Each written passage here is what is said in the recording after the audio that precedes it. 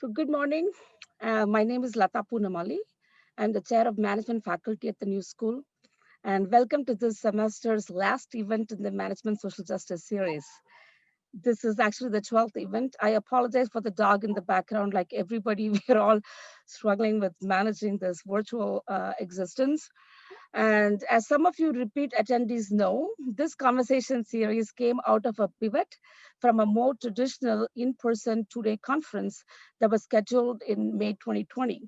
And in response to the pandemic, we moved to this virtual year-long series. And it has actually worked out really well because it's more accessible to everyone across the world. You didn't have to fly to New York to attend it. So that makes it accessible and affordable. Because we are not meeting in person, we are also not charging a fee to participate or attend the series. And we are also sharing the informal video recordings of the events. So we decided based on this that and the enthusiasm that has been generated by attendees from all over the world, we are now inviting submissions for the next academic year series. So we accept formal academic scholarly papers that will be peer reviewed, proposals for panels like practitioners and activist panels, and also workshops or demonstrations. And some of them we've had some great successful social justice tools demonstration and unlearning racism in design and different kinds of workshops. And it can be in any area of organizations, management, and leadership, on any area of justice, social justice, ecological justice, gender, and so on. And our hope is to build a community of scholarship and practice around organizations and management that explicitly center collective well-being and justice. And management education about training managers and leaders to build, nurture, and support non-toxic, anti-racist, inclusive, and just organizational cultures, and to create and support a world in which we experiment with different forms of organizations to decolonize and decapitalize at least parts of our work and life. And this semester, along with my colleague Nidhi Srinivas, I'm offering a course called Intersections in Management and Social Justice based on this series. And we're also working on a new graduate management program that is grounded in the belief that organizations, management, and leaderships can and should be vehicles for social justice. And so it's my great pleasure to introduce today's our primary guest, Jackie Novogratz. And I was just telling her that how she's my personal hero. Jackie is the CEO and founder of Acumen, a nonprofit global venture capital fund whose goal is to use entrepreneurial approaches to address global poverty. As a person that grew up in the global south and someone that is also researching social innovation and entrepreneurship and has a social venture, I think that this is particularly close to my heart. And as I said to Jackie earlier, I made my son, who's 18 now, when he was 12, to take a social innovation course along with his friends on Acumen Plus. And so I'm so excited to hear about her new book. I'm sure you are too. And so Jackie will be in a dialogue with one of my dear colleagues, Michelle Kahana, who's a professor of management and director of the master's program in strategic design management in Parsons right now. She is the founder of also the Impact Entrepreneurship Initiative at the New School. And Michelle was very instrumental in actually getting me to the New School. And Michelle has more than 25 years of experience in the global business, nonprofit, and philanthropy sectors. Her teaching and professional practice are focused on social entrepreneurship, social innovation, investment, corporate strategy, and social responsibility, and inclusive and sustainable economies. And without much ado, to Michelle and Jackie. But before that, I have to give some housekeeping rules, which is like this event is being recorded, and use the chat to talk among each other and with the panelists. But if you have specific question you're addressing to Jackie, please use the Q&A so that we will be able to monitor that more closely. So thank you again for joining. Over to you, Michelle.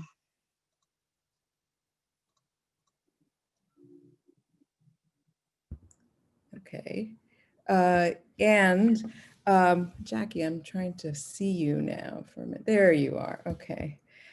So Jacqueline, so delighted to have you here. Our paths have crossed at different times in our lives, and we have some similar storylines, including having been in international development, as bankers, as practitioners in philanthropy, and as educators. So it's wonderful to be able to connect with you today again. And thanks for just all the contributions you've made, really to translate so much of the work that my team does into the academy, and really spread these ideas. It's exciting to see you again. And we at the New School are really thrilled that Acumen and Sonia and you approached us to feature this conversation today.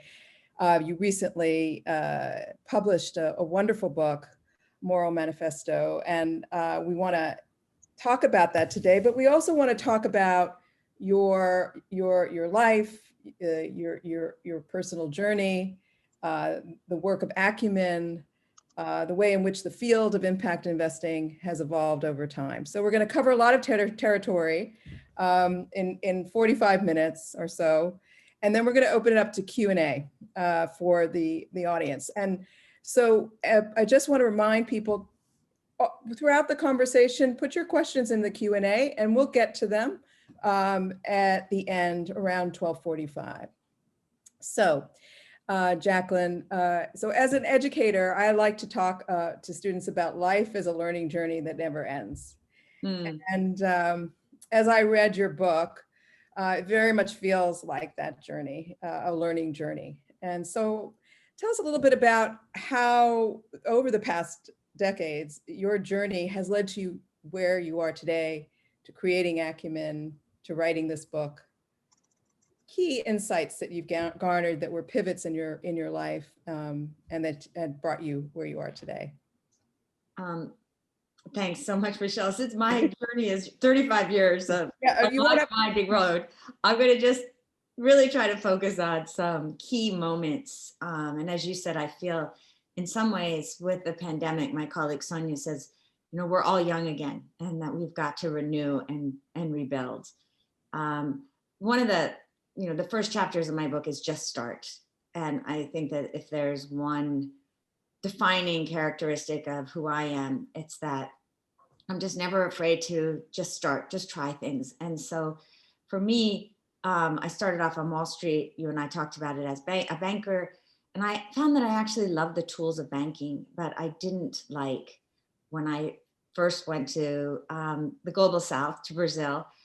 I didn't like that I saw these low-income people with such vibrancy and so much potential, not even feeling the courage to walk into the banks for good reasons because the banks weren't interested in extending any credit. That was a huge turning point for me. First thinking I could change financial institutions from the inside and really made a valiant effort, and then learned very quickly that the status quo takes a long time to change. And that maybe my gift was changing things from the outside. And so in 1986, which I hate to say out loud, so long ago, I moved to Rwanda. That was another massive turning point for me. Now to actually build and not be an entrepreneur. To give it context at that point, no one knew what microfinance was. I was very young. I had a whopping 3 years of banking experience.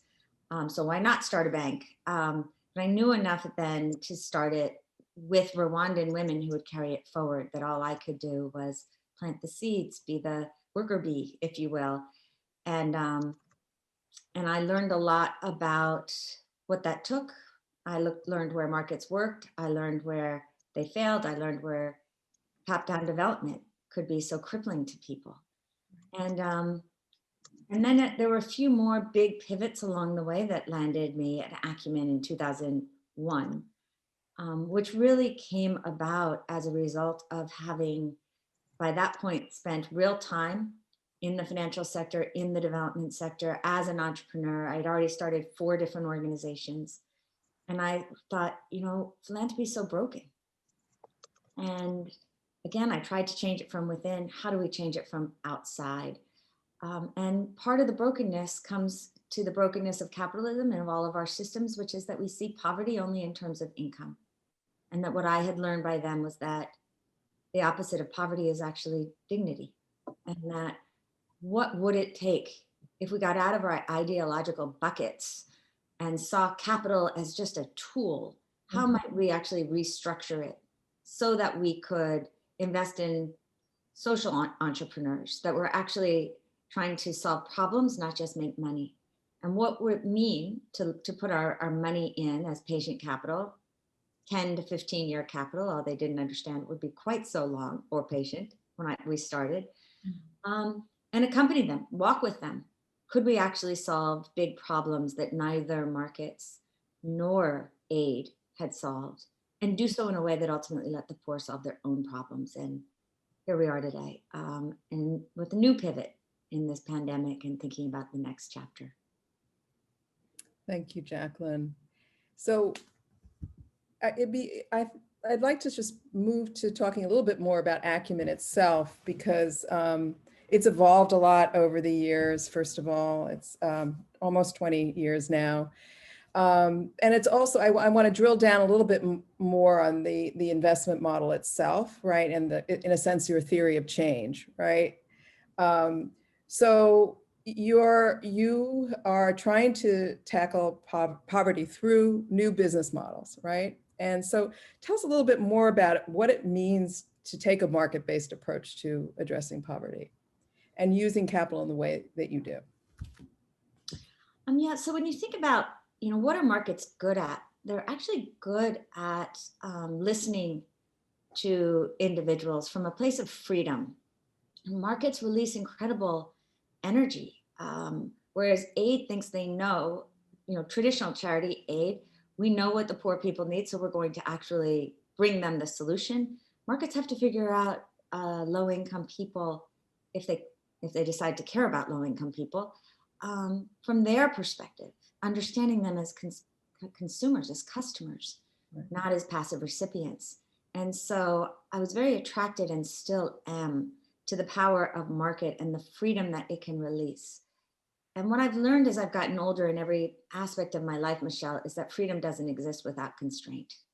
And our markets have become fully unconstrained.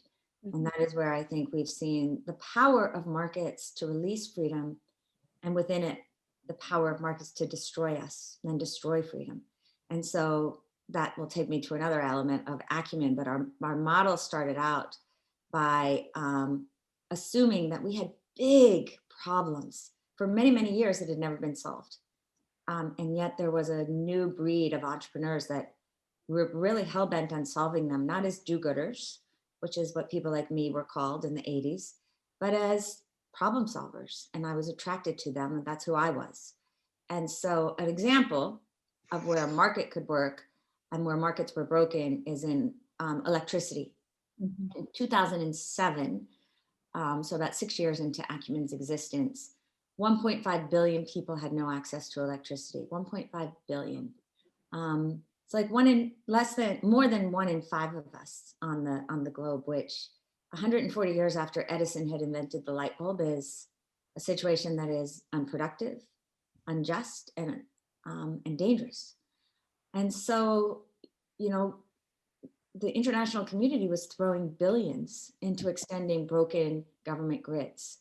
On the other hand, investors were looking at massive infrastructure projects that were bypassing the poor, and we weren't making headway. And so we invested in 2 guys with the solar light whose superpowers was that they really listened to low-income people as customers. Their company was called D-Light. They really didn't know what they were doing, quite frankly, nor did we. But they were so determined in their approach. They had what we thought was a good product, and they were listeners. So we invested. The market taught them a lot. The market can be ruthless in making you fail if you're not meeting consumer needs. And we learned things that were completely confusing at the beginning in terms of why people make decisions, how they make decisions. And even if you solved the product, getting solar, but you didn't solve the financing, and you had a $30 unit, and you assume that people who made $2 or $3 a day because they were spending 50 cents a day on kerosene, well, they'd save so much money if they just paid the $30. But what we learned very quickly is that they didn't have $30 in their pocket, nor did they have a financing mechanism. So not only did this one company have to use the market as a listening device to the customer, but then see the ecosystem that also was completely broken and find ways to build it. Our patient capital then, Michelle, had to be accompanied by grant money to help with marketing, help changing attitudes, help connect to other supply chains, if you will, so that they could distribute. And we had to watch these guys fail and start again, and sometimes invest additional capital. And it's a long story in terms of understanding the power, again, making markets work for low-income people, because that company today has brought light and electricity to 100 million low-income people around the world. It's profitable. Acumen has gotten some of its money back. We could have gotten all of it back, but now we have a real company and we're taking it to another level. And so our overall ecosystem inside Acumen has also evolved. We started off just with philanthropy, that we would invest these 10 to 15-year kind of crazy ideas. But those that worked then needed not $500,000 or $1 million. They needed sometimes $50 million at a clip. And so Acumen evolved from having philanthropic backed, pioneering patient capital to take the earliest stage risk, to now we have another 150 million in more traditional impact funds, where investors long-term, again, in 10 years, do expect that they will get their money back plus returns. But we're not asking them to invest in ideas that are fully unproven. Now we're asking them to help us build out the marketplace. The Delight example is wonderful, and we actually had some of the founders in one of our classes when they were just starting. So it's just great to hear how much of an impact they've had since then. It's really extraordinary. And I guess one of the questions I would say is that in and of itself, that's an extraordinary accomplishment for them and for Acumen. And you're all over the world investing in lots of different examples of that kind. How does once tested and proven, are you seeing others beginning to emulate these new business models, right, as a way of really seeing scale being profound? For sure. And it's interesting because you asked the question on business models. The finance models are slower. So let me stick with the business models. 2007, there was really nothing in the off-grid solar space. We invested in Delight, and I started to learn the power of storytelling as well. You know, we're big mouths. We get so excited to see this innovation, and so we would talk about it. And over time, we saw many, many companies come in because Delight was providing something to very low-income people that no one had ever bothered to provide them before. It was slow at the beginning, and we thought the company would go bankrupt. But I would say 4 years in, there weren't that many companies. 8 years in, there were dozens of companies. Now, 13 years in, there are about 500 off-grid solar companies that employ 350,000 people in the off-grid energy sector. And so as I look at America and so many countries right now with such job crises, I really want to be like, solve some of our fundamental problems and do it. If we do that effectively and not ideologically, we will create jobs where people actually have the opportunity to serve their country. And meeting people and we're now the largest off-grid investor for the poor in the world, and have just now worked with 20 other grant makers all the way to traditional investors to build a $100 million concessionary debt facility so that we can help these companies get through COVID, because they are so fundamental to nations' economies. And I didn't really understand. And so I'm so grateful that you asked me that question. I didn't really understand how systemic the change could be. And you think about those guys when you met them, you know, they were in their mid-20s, early 20s. And people will say to me sometimes, how patient is your capital? And I'll mercilessly tease Ned and Sam and be like, here's a picture of Ned and Sam when we first invested. And they're kind of like cool co-eds with, you know, lots of hair. I'm like, and here they are now. And they're, you know, both bald. And like, if you're going to do that, you need to show a before and after picture of you two, because it's long, it's hard, but they've changed the world. And it's interesting, I mean, in the social entrepreneurship world, there's been a lot of kind of critique of, hero worshiping and et cetera, et cetera. But what's important, I want to sort of just draw out here is this kind of evolution, I think, of the work, your work, Acumen's work, the work of Delight, that has recognized the potential for these models to have systemic impact through the learning and the dissemination of new practices that affect others and begin to actually change the way capital markets view these markets, how other business people view these businesses as real potential businesses. And I love that you said that. Acumen will often say we don't need another hero, we need a million heroic acts. And all of these things lie in the tension, because on the one hand, I sometimes hear people say, entrepreneurship is completely overrated. Here, it's hero worshiping. Jacqueline, you shouldn't tell these stories. And on the other hand, what entrepreneurs are good at is not only seeing opportunity, but being driven to go after it. And the bigger the problem, the more drive they will have to go after it. Without the operators, without the teams around them, I look at Acumen, we would be gone, long gone. I'd be standing on an empty stage without the real builders around me. And so there's a nuanced conversation that we have. I deeply believe in entrepreneurship. I equally deeply believe that finding our way to building truly human-based ecosystems that put our humanity and the sustainability of the earth at the center requires people with finance skills and operational skills and legal skills and marketing skills and storytelling skills. And we've got to celebrate each other and know what we're good at and decidedly what we're not good at, and tell the stories that emerge from that collective effort toward change. Right. The diffusion of ideas is so critical, and also of values. And I think that what I want to ask you a little bit more about is that when Acumen makes investments, it has a real viewpoint about investment principles that's different, that isn't it's right than the normal banker or investor. So tell us a little bit about what is unique about your approach towards deciding on who to bet on and who you're going to be patient with. That I think has also influenced broader impact investing practice over time.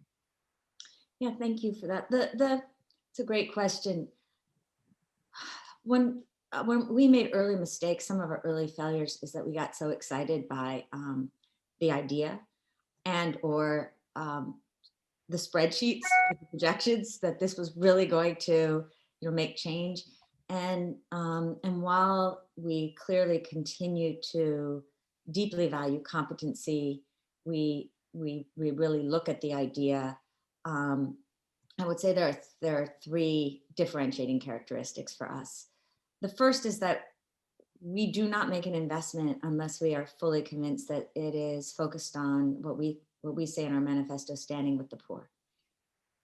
Many entrepreneurs will come to us because they see our patient capital as easier capital, which it's not, and tell us, well, right now I'm working to provide something for the middle class, but over time, I'll reach the poor, not going to invest in it.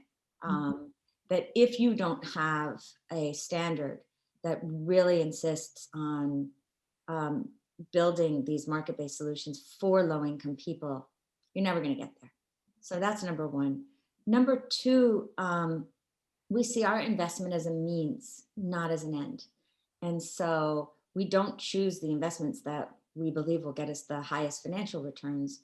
We really are serious about looking for impact. And there's a whole conversation about trade-offs, et cetera.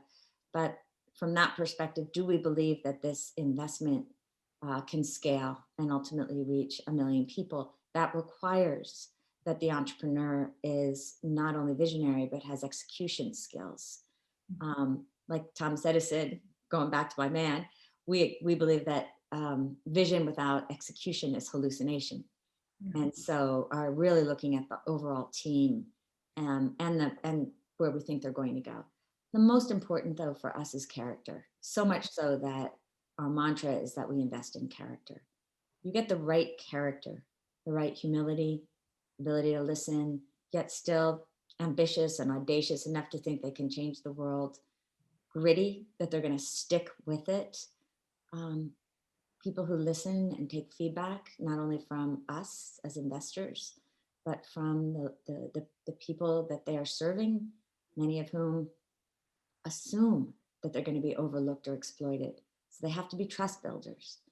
And I would say if you looked at one of our investment committees, for the first time, we wouldn't look that different from a traditional private equity investor. You know, we're quite serious about the financials. But if you listen really closely today versus 10 years ago, 10 years ago, we were really focused on the business model of finance. Now, a larger percentage, much larger percentage of our time is focused on the qualities and the character of the entrepreneur. Which so informs the book that we'll be digging into in a moment a little bit more as well. I want to just sort of move to the evolution of Acumen, which has been, there's so many other aspects of Acumen now that are that have gone in addition to the financing element, right? So tell us a little bit about how you've evolved and kind of why, you know, from a systems changing point of view. You've obviously made some decisions to add new strategies to your work. Yeah, when we started, I didn't realize that we would have to build a lot of this new ecosystem. And so we started with one big idea that I've talked about, patient capital, this long-term capital. Any money that comes back gets reinvested in innovation for the poor. Early on, we saw that capital isn't enough. And that not only did we have to really accompany our entrepreneurs much more than we had originally thought, but that one way we could support not only the building of those companies, but the building of an ecosystem of social entrepreneurs was to invest in people and talent. And so we went from a patient capital approach in companies to then a fellows program, which ultimately became what we hope will be the World School for Social Change, Acumen Academy, where we run fellows programs around the world, deliberately choosing entrepreneurial, moral people who are on this path of entrepreneurial, moral leadership across race, class, ethnicity, nation, caste, tribe, and really build these skills of character building as well as the competencies needed to make change. Then we realized that as we were getting big and impact investing as a field started to evolve around us, that we needed to be able to measure what mattered. If we were going to talk a big game of impact, we'd better be able to quantify and show investors how to measure that impact. So we started something called lean data, where we would use those values, listen to the customers, understand what worked, what didn't work, how their lives changed from their perspective, build a whole system whereby we could also benchmark. Those became so utilized by others, and you're a good friend and mine. Sasha Dichter was a massive force in helping to build that. That we were becoming a consultancy shop inside Acumen. We were doing data analytics and metrics for too many other organizations. So we spun out 60 decibels, right, which is a great company now for the field. And then, as you said, or as you implied, as these companies grew like a Delight, we had assumed that other investors who were focused on impact investing would want to come in and support them. Mm-hmm. But in fact, even at that point, I think Delight was like a $50 million company, but it was still working in developing world markets. They were highly risky. Any money that they were making was going back into the company, and a lot of impact investors are looking for commercial rates of return. And that was when we then moved into the spectrum of capital, if you will, and we started to build these for-profit fund vehicles so that Acumen represents a spectrum of capital, right kind of capital, mm-hmm, a focus on the right character, a university, mm-hmm, a community of donors, investors, corporates, young fellows, entrepreneurs and their teams, Right. and measuring what matters through 60 decibels and now a number of other tools. It's just such a wonderful example, because there is this time that you've been working on it of, as you say, just starting, right? Just starting, but having a clear North Star, right? That's And right. an audacious North Star, and always questioning whether or not you're getting there, and if you're getting there fast enough, right? And if the North Star is far enough away, or if the problem that you're taking on is so big you probably will never solve it in your lifetime, then you're never really successful. And that will always drive you to find the next place to just start. Right, right. So I before we move from just acumen only, I want to just ask, there are some questions that I have about sort of like, for example, decibel or whatever, 60 decibels, like, the focus on social impact is so important to making the impact investing world real, right? And not just a kind of a sidebar. Greenwash. Right, exactly. So how is the pendulum moving in the impact investing field in terms of really sort of doubling down on the impact side of this? Oh, I actually am quite hopeful here. And of course, we have to talk about, levels. Acumen works at the edges of innovation with this hope that the big system will shift. But when you start to hear the World Economic Forum talking about measuring the positive and negative externalities around climate change, then we know that change is in the air. It may be a longer term time in coming there. But when I go back to the beginning of Acumen, a lot of people talked the importance of impact and focusing on metrics. But when the chips were down, that's not how they were making decisions around how to allocate their capital. And the truth is, we didn't really have good mechanisms to gather data. When I was growing up in this field, the best you could do is go around with, paper and send people out household to household to get their data, which people would sometimes tell the truth and not. And then it would rain and all your data would be like in a big clump and get thrown away and everything was imperfect.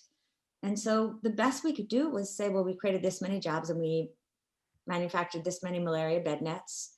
That's good. It's big. We couldn't tell you with a company that we had that had 10,000 employees ultimately, and they made 30 million bed nets a year. We knew that that was net good.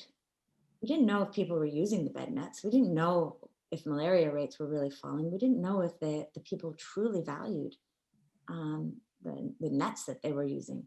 Now we can. With 60 decibel, because of cell phone technology, texting, GPS, we can reach out to 10,000 customers of a solar energy company simultaneously, ask them a series of questions. We've learned how to ask those questions so that we're much more likely to get really truthful answers from those questions that are coming from people no one has ever really asked questions of in this way. We can have a deeper understanding of where the product works or doesn't work for them. A lot of our assumptions get blown out of the water. We assume that if you got rid of kerosene and suddenly you got people solar electricity, education would improve because kids could work at night. Not so. You want to improve education in really hot places? Get people a fan. Let the kids sleep through the night. Make sure they have meals. But that insight came to us at very low cost. So much so that now we can take the data that we're getting from the poor themselves, who will tell us what they think, not reinforce what we think. And not only are we able to help our entrepreneurs serve their customers better, but we're able to look across an industry and say, well, this company is the most financially successful, but it's actually not reaching as many low-income people. And so if you're investing for impact on the poverty spectrum, it's not where you would put your money first. This one actually has a higher quality of lumens, or the light quality is better. And low income people really appreciate this. And all the way down. And so that, and this one got really what's called an NPS score of when people recommend this to their neighbors. And this one, for some reason, is selling a lot, but it may be that some big nonprofit is buying because the people are not really loving the product that they're getting. So it's fundamentally changed our understanding of companies, the entrepreneurs' understanding of companies. Low income people feel much more served. And I think we're finally seeing an alignment that can help us do our work better. And Jacqueline, just because when I was in the foundation world at the Ford Foundation in the 90s and early 2000s, the whole question about how organizations share the insights that they gain through these tools, it was always a question of like, how much is this proprietary and you learn about your mistakes versus how much are you really sharing it with the outside world so that it's a learning opportunity. Is Decibel also able to, really share those insights? Yeah, I'm on the board of 60 Decibels, and it's now a fully separate company that Acumen is an owner of, one owner of. But when we sit in 60 Decibels board meetings, ultimately where we want to go is to make it all transparent. Right.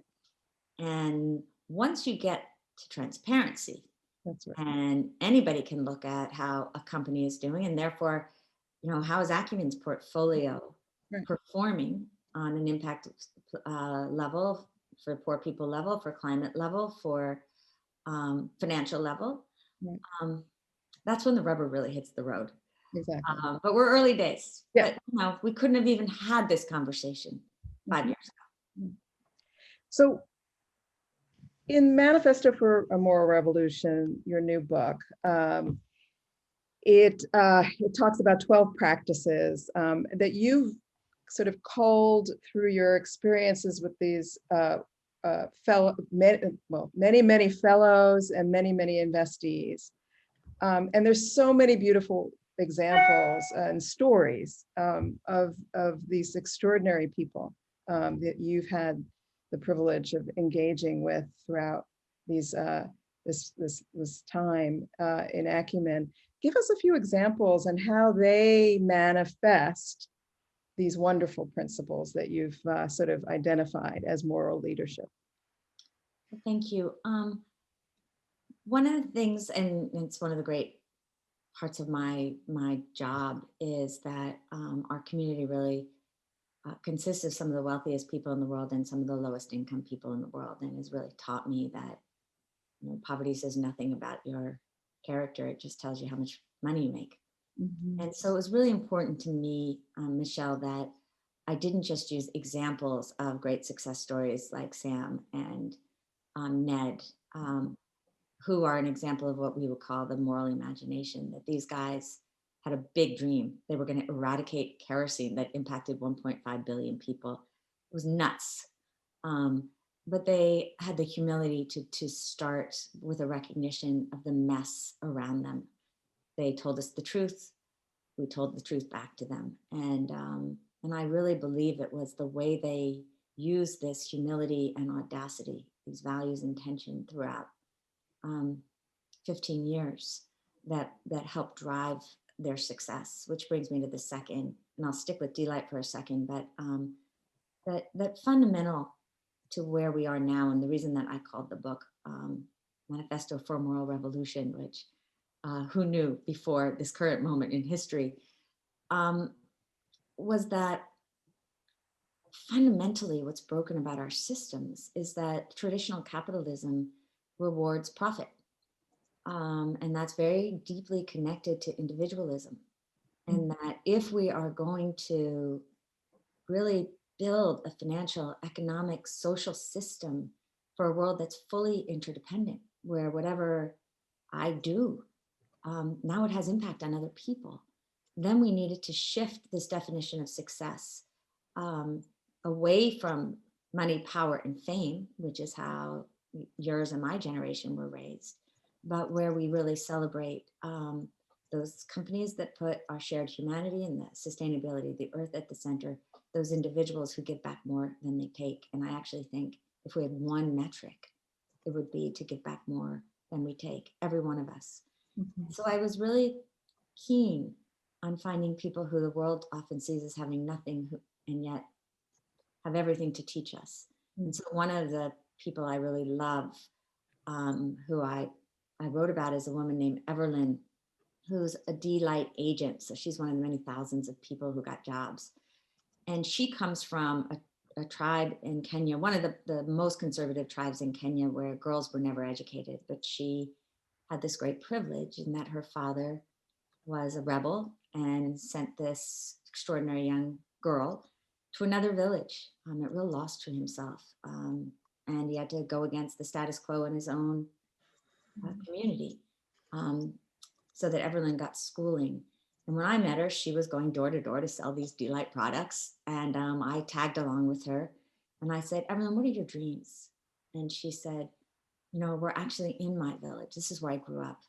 And my first dream is to ensure that every household in my village buys D-Light so that it's fully electrified, because I feel a sense of shame that we still don't have light. And when I finish that, then I'll go back to university. Then I'll go to university and get a degree in marketing. And I said, the American dream always starts with, what can I do and to succeed for myself, and then I'll give back. And there's so much to be learned from this African dream. And it starts with this sense of duty, of giving back, like ingrained in our DNA. And then go and do stuff for ourselves. And I just learned so much from Everlyn about what success looks like. And so I would say that one. And then how do we partner across lines of difference, particularly in light of Black Lives Matter, in light of how we've so failed to really hear each other, and that these are fundamental skills, tools. Keep listening, understanding our identity, not from a place of identity politics, where we can sometimes so easily shut down conversations, be afraid to actually talk to each other, but that we can understand identity in a way that Amin Maalouf, the writer, talks about it. That we have all these different layers of identity within ourselves. And when one part of our identity is threatened, it rises to the top, and all we become so often. To build companies where acumen works, and to build truly inclusive companies, means that sometimes a very privileged person has to learn to use their privilege, not run away from their privilege, so that they can actually create companies like a company called Phool, Phool, which means flower in Hindi, that only hires women from the scavenger caste. This is the caste of people in India that have been consigned to picking up human waste for many generations. They used to be called the untouchables, but this is the lowest caste of the Dalits. And Ankit Agarwal, the entrepreneur, he doesn't, hide it. He has had the complete moral courage to go against the status quo. His company first got essentially burned down because he had put these people into a warehouse. And when the guy who owned it found out, he wanted them out. So it's to start over again. That's where patient capital comes in again. He used his many layers of identity never to separate himself from these women, but to connect, to treat them with respect, to hold them to high standards. And you talk about a beautiful company, because they take flowers from the temples that would normally go into the Ganges, full of poison and toxins and cadmium and lead, and they convert them, hiring only people from this caste, into incense sticks and other vegan leather. And then they often sell them into homes that actually would never let the people who make them into their homes.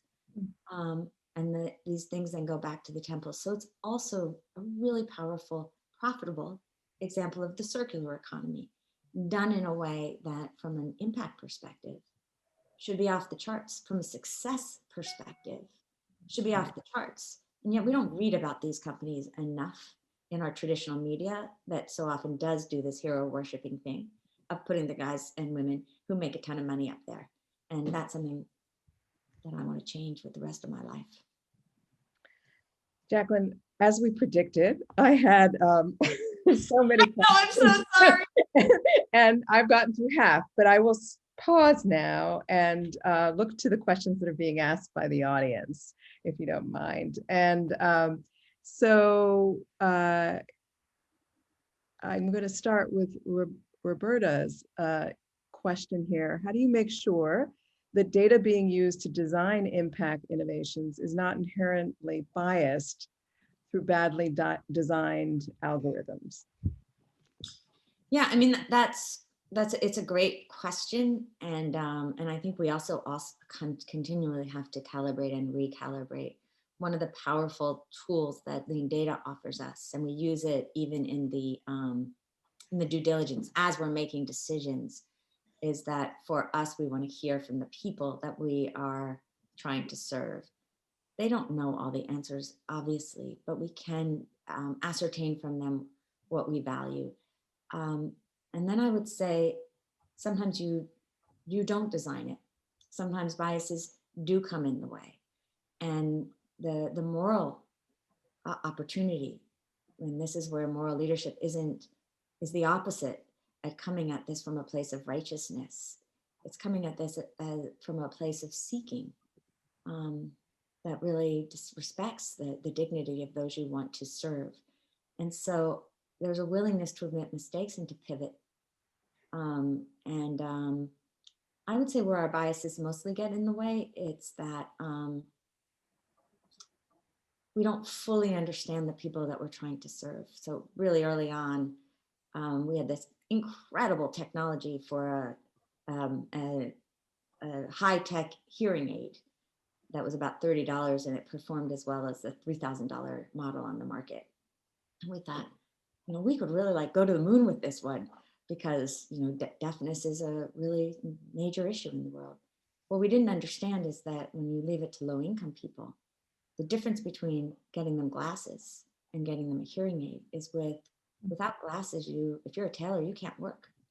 And even in the fields, it can be very difficult. You see a correlation between those people who go blind and deaf in parts of India where you've got very high levels of diabetes and diseases that move quickly to blindness. And so, but with hearing aids, hearing loss, you can still do the work. And also a lot of people had a vanity thing going. And so we had to realize that if the product didn't suit, if it wasn't beautiful, which is I think that's something too often we do in public service, we think, well, that's good enough. Cheap is better. Not if you're serving low-income people. We're human beings. Status matters. Beauty matters. And I would say, Michelle, those were some of the biases that got in the way of some of our entrepreneurs that having this kind of data allows us to overcome. Mm-hmm. Thanks, Jacqueline. I am going to ask you a question put forward by one of my many favorite people at the New School, Mary Watson, and she's asking a question that's really about, the inflection point of higher education and at this moment, which is really challenged. And it kind of combines with the question that I had, which is really, how can we be moral leaders, universities? How can we help instill moral leadership within the next generation? And what are some of the challenges you see for higher ed in this regard or in other ways? Again, you write a book and you don't fully even understand what you've written in some ways until then you start to live it.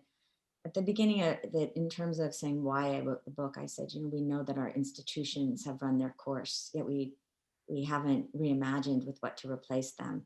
And when I wrote that, I was thinking mostly about our health systems, our economic systems, our financial systems, our educational systems. I was thinking, large scale. But when you look at our universities, they need to be reinvented on every level. Not only in terms of how mobile we are as a world, how global we are as a world, who gets in, how do we make it accessible, but also in terms of the content that we teach. Coming out of the last 50 years, the universities have focused more and more and more on content and less and less and less on character. And if I could make one fundamental change, it would be to more fully integrate the teaching of moral leadership, the practice of moral leadership, and even more specifically, moral entrepreneurial leadership, so that there were times that people gathered and learned, and there were more times when people in groups actually did the work, practiced, and then came back and shared what they had learned from the doing of the work, because we have so overly intellectualized and increasingly polarized ourselves, so that we're no longer even having conversations. And it's so easy. I'll find myself sometimes speaking to groups of students, and I find myself like a ping pong ball, socialism, capitalism, like, wait, stop. Let's get underneath the words. What are the values? Are we talking freedom and equality? And what's the right balance of freedom and equality? What are our tools?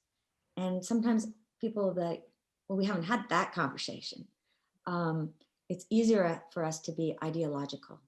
And that for me shuts down conversations, because I have worked in socialist societies and I've worked in capitalist and democratic, so-called democratic societies.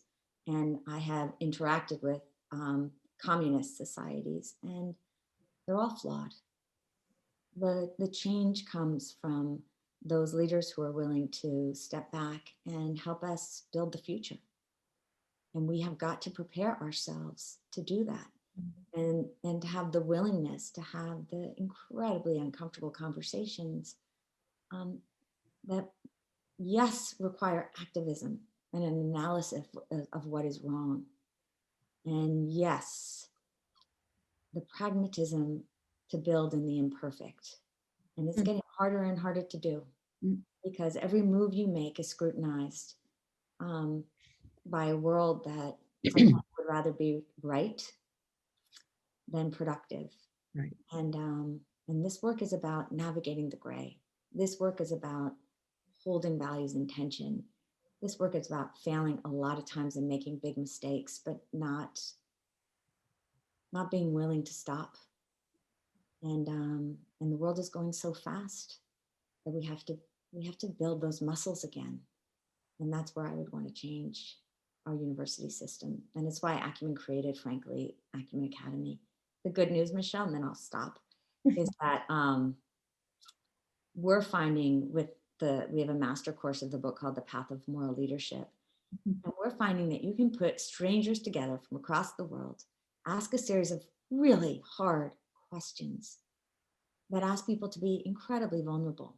And I think we're yearning for those conversations. But again, freedom and constraint to have to be held in a space that's not so safe that nobody says anything, that's actually super uncomfortable, but in a way that listens from a place of inquiry, not certainty.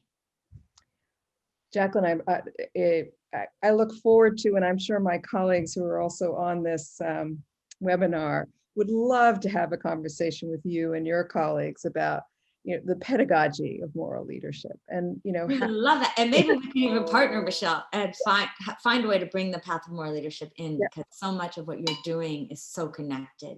Right. And I think partnership is where we got to go in the world.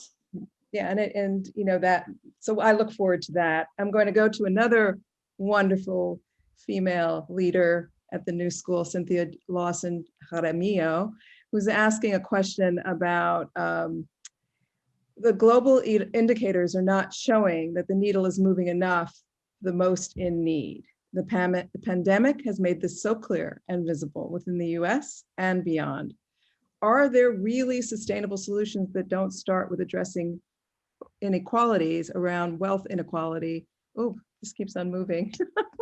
Wait, here's the question. Are there really sustainable solutions that don't start with addressing inequalities around wealth inequality and even wealth hoarding? What solutions are you aware of that are effective in wealth distribution? That's the key question.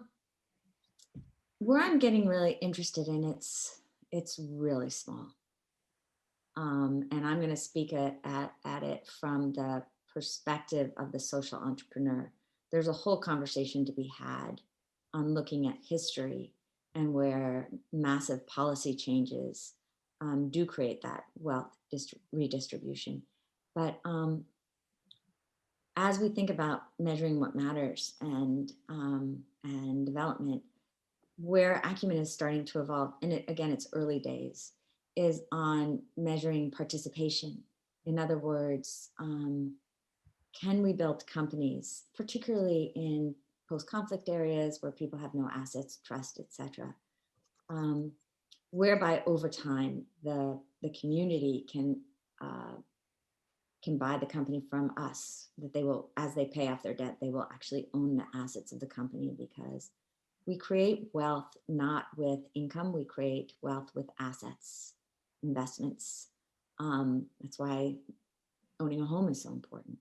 And so I'm getting really excited and interested in a growing tiny, tiny movement of the solidarity economy, community-based ownership, and employee ownership, which has been around a long time. It's not as easy to do as it should be, but we're early days. Yeah. And it's really at the edges, but I think there's a new generation that is more excited about these models, and it gives me hope. And hopefully then we can take a lot of this up to the policy level. And we have some great faculty working on that here too. So really? I'd love to get we this connect you with them too. There's one last question here, I think, because we're running out of time, and there's some beautiful questions here, and we'll share them with you. From Ono De Jong. I think what you've done and are doing is great. I wonder if personal moral vision, moral leadership, and character can be translated into market rules, or will the broken system always reward individualism and profit? Is it possible to institutionalize giving back more than we take? It definitely is possible to institutionalize it. You know, I wanted to have this great framework, but when I realized that frameworks aren't enough, that's where the book went toward the moral revolution, that it is within each of us to make these decisions, because no matter how perfect the framework, we'll always have detractors, and we'll always have those who betray the framework.